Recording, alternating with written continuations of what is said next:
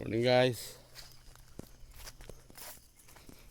Pakita ko lang yung update ng ating mga matanim na mais. Yan po sila oh.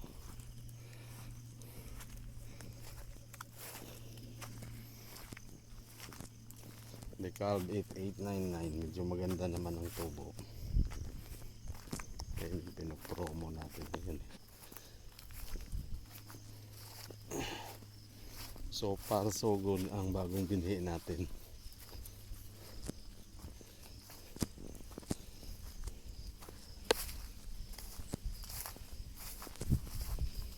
Yan guys oh. Yan oh. Gandang bunga. Malalaki din yung bunga niya eh.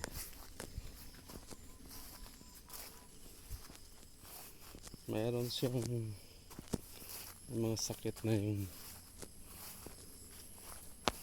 namamatay yung puno.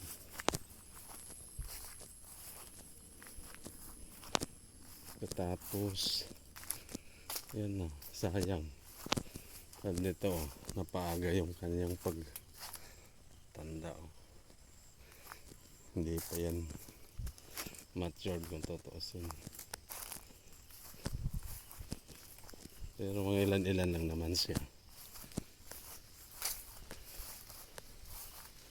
So far maganda.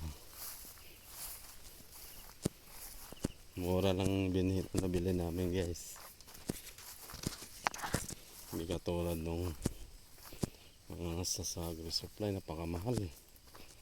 5,000, 700, 6,000. Ito 3,500 lang pero maganda yung resulta. Maganda siya.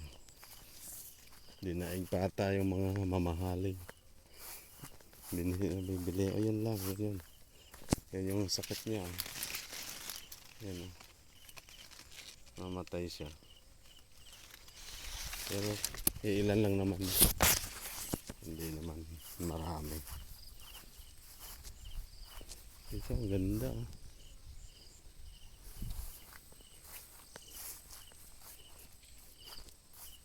Ang bango guys ng mais. Pero gusto kong amoy natures. Talagang grass na grass ang dating. Ang bango.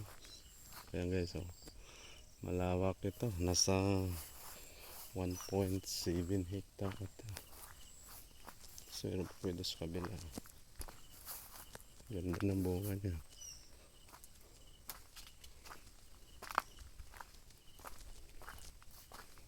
Yan o.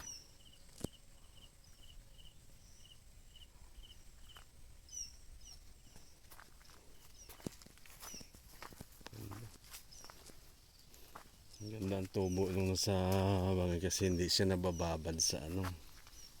Hindi siya nabababad sa ulan ba. Katulad nung sa patag. Tulin natin to guys. Para hindi makapenetrate. Ano, ang ganda nung sa bangin.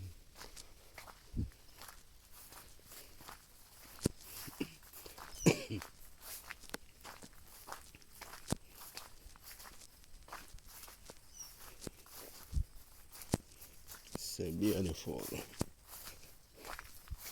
Yun yung sakit niya eh. Yun yung namamatay.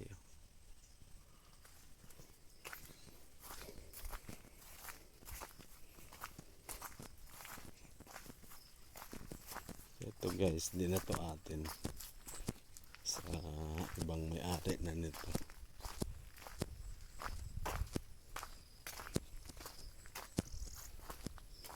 Ganda rin. Ganda rin ang bunga.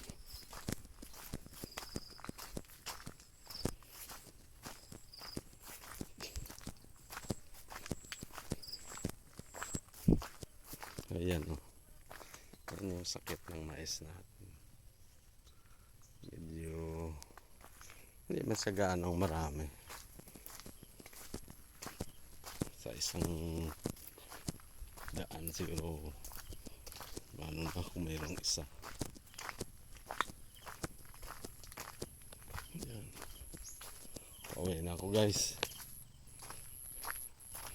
Update ko na lang ulit kayo pag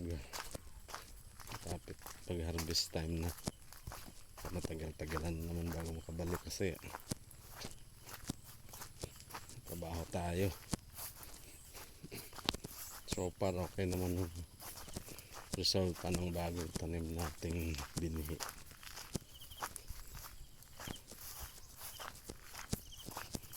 So yan, ito na tayo.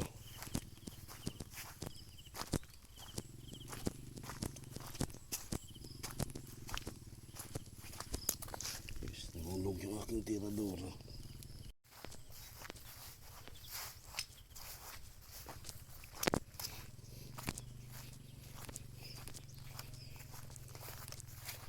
Ito yung malapit ng mag-harvest. Namumula niya. Mostly kasi sa mga tanim dito, tubo at mais. Yan sa banda ron sa ibaba, palay.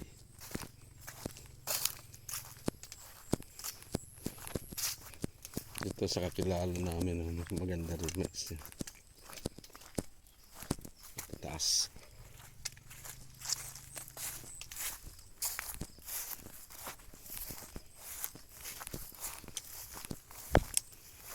Lapit na itong mag-harvest. Siguro 2 weeks harvest na yan.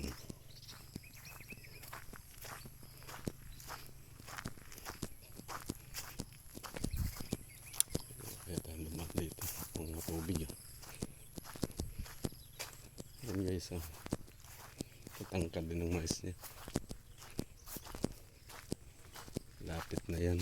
Yan o, tuyot na yung bunga niya, pero yung dahon kulay green pa, so alanganin pa yan. Lapit na yan,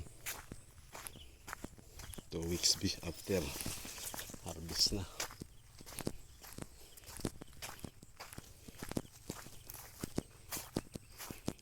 So far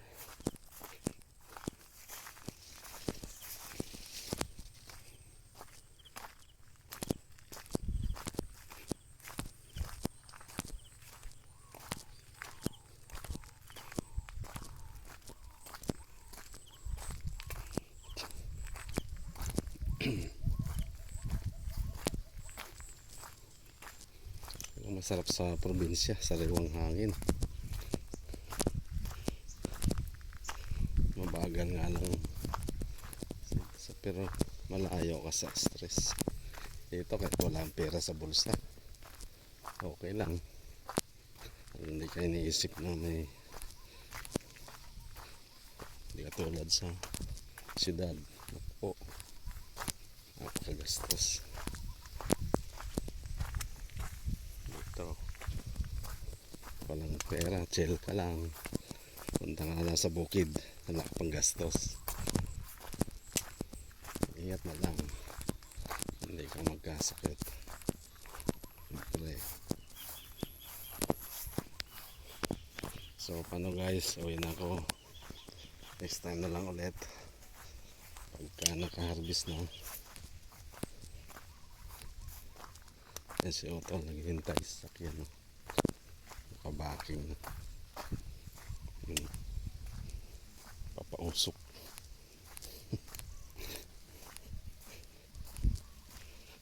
Tubo naman dito guys, oh. Mais lang tsaka tubo ang tanim dito. Ayan, bono, pinaulanan lang. Urea, matigas na ata. Sige guys, see you next. Bye bye.